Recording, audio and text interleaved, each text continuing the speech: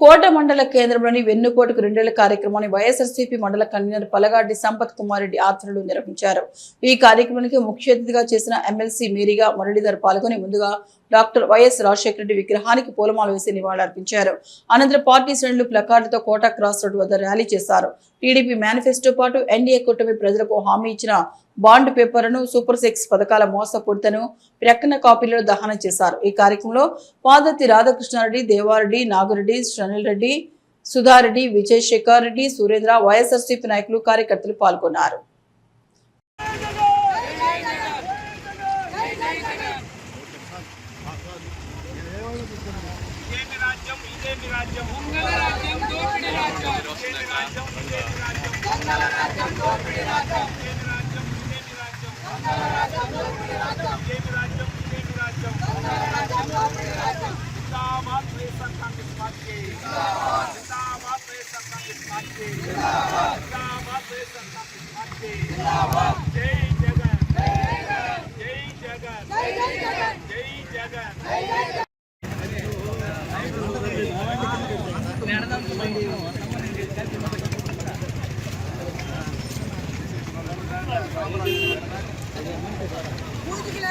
పరిష్కరించడానికి కూడా వ్యర్థమే. పథకాలు లేనట్టు మాకు తగలబెట్టండి బాగా. రేపా మా బలి తీపోతున్నారు, ఆడవాళ్ళందరూ ఏడుస్తున్నారు. పెద్దకు ఫీజులు కట్టుకోలేక మాకెందుకు పథకాలు అవకాశం లేని పథకాలు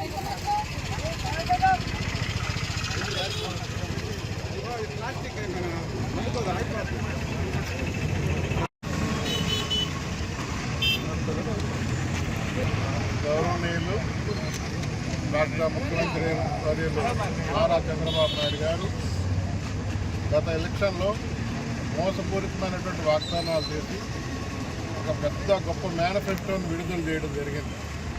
పత్రం ఒకటి విడుదల చేశారు, అగ్రిమెంట్ పత్రం లాగా ఒక పత్రం విడుదల చేశారు. నిలువెత్తు మోసం చేశారు, దగా చేశారు.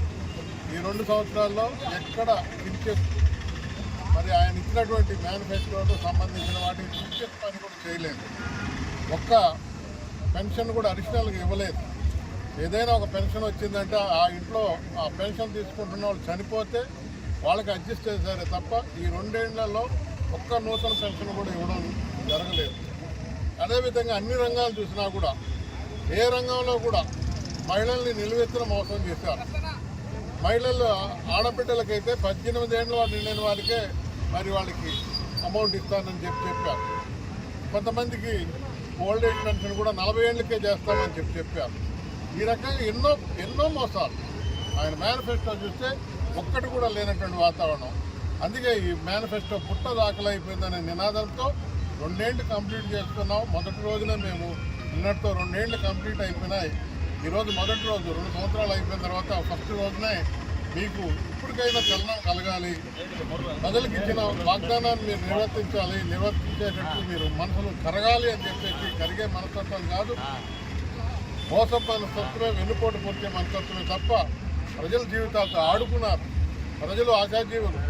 ఏదో మరి